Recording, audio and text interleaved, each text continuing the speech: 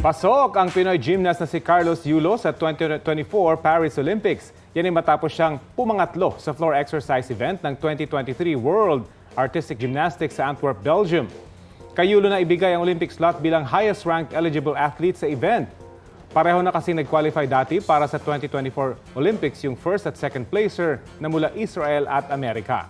Si Yulo ang pangalawang atletang Pinoy na nag-qualify sa Paris Olympics, kasunod ng pole vaulter na si EJ Obiena. Good job, Carlos!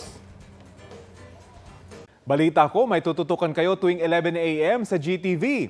Alamin ang mahalagang balita at impormasyong dapat nyong malaman sa Balita Ko tuwing Lunes hanggang Biyernes. Mag-subscribe din sa GMA Integrated News sa YouTube.